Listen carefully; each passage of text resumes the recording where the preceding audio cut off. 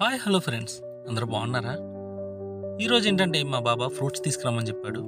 నేను పక్కనే ఉన్న బంగ్లాదేశ్ వాళ్ళ షాప్కి వచ్చానమాట. వీళ్ళంతా కూడా చాలా మంచోళ్ళు.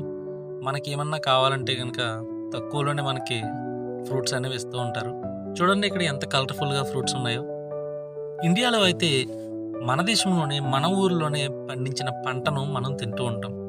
కానీ ఇక్కడ వాళ్ళకి మాత్రం పంటలు ఏమీ పండవు గనుక దేశ విదేశాల నుంచి వీళ్ళు ఎక్స్‌పోర్ట్ చేసుకుంటూ ఉంటారు.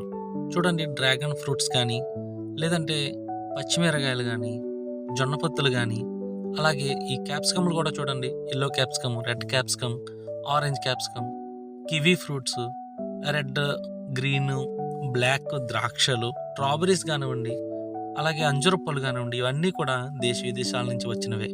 ఈ వీడియో నచ్చితే లైక్ చేయండి, షేర్ చేయండి, సబ్స్క్రైబ్ కూడా చేసుకోండి.